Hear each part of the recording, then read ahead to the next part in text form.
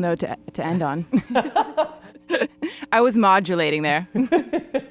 Hey everyone, this is Chris Keys, and I am with modulating Jessica Dobson of Deep Sea Diver. How are you doing, Jessica?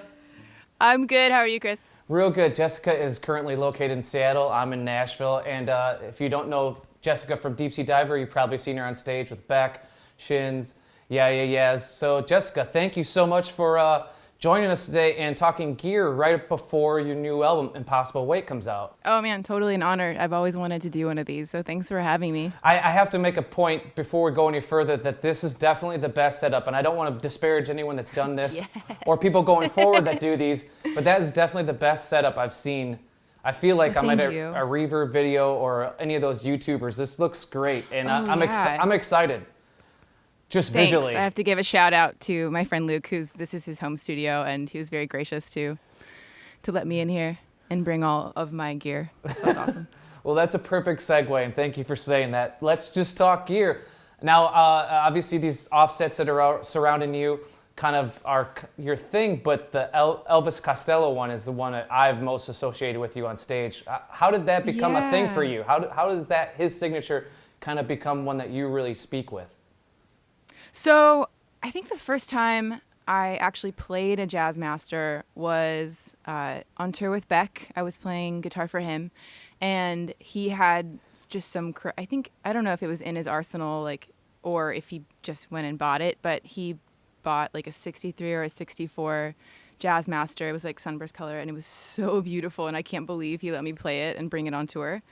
And I just absolutely fell in love with that guitar, and at the time I couldn't afford to buy a vintage, 64 Jazzmaster, but I went into some guitar store in Huntington Beach. I was living in Long Beach at the time, and I saw this one, and I was like, yep, that's it, and that's going to be my baby for a long time. And it really has been the workhorse, and it just takes such a beating, and it still looks so good, and there's, so many fun things on this guitar I could talk about. Well, talk to us about it. This is exactly the forum to do so. So what, if there's anything that you changed or anything you updated, or what do you really enjoy now that you spent so much time with it?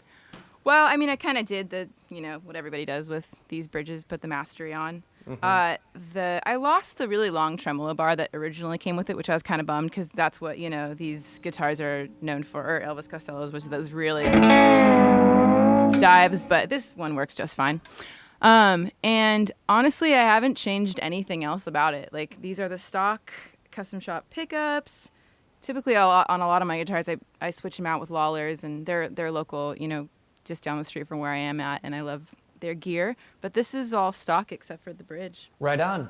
And what do you like about tonally that really you bond with, and that you kind of makes it kind of your main instrument? So this one's I think a lot of the Deep Sea Diver stuff, or just the kind of the way I play, is pretty melodically single notey, kind of jangly, and I've been influenced by a lot of other guitar players that play later I'll play my Jaguar and Jazzmaster, but Johnny Marr, and I don't know, a lot of Britpop sounds, and the Nels Cline, and just it's really easy to play, and I have really small hands for a guitar player. I would say especially my pinky, it's embarrassing. It kind of looks like it's like a baby's toe. It's just the smallest hands. So let this be an encouragement to anybody that has small hands that doesn't think they can play guitar.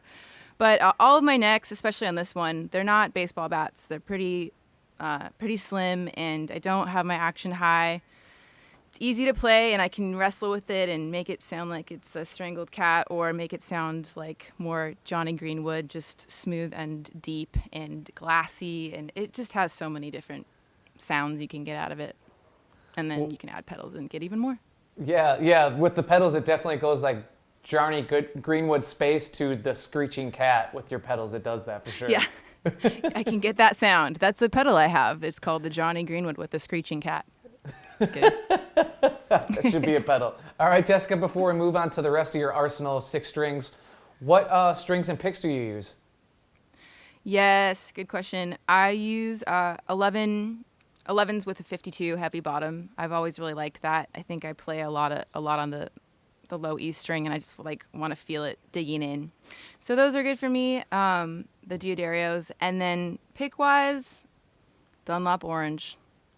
Sometimes I use the yellows, whatever gauge those are. This is 60.5, 0.60. But usually when I play bass or something like that, I'll use the yellows. But orange, yeah. What made you go with 1152s? Is that something you've used for a long time, or is it trial and error? It was trial and error. I think I started using it when I started playing in the Shins, and just like, I wanted, I don't know, for some reason I think in my head I wanted like to play it like a baritone, or to really dig in, and I play a lot of like single note melody on the low E strings. So like, let me raise my tone.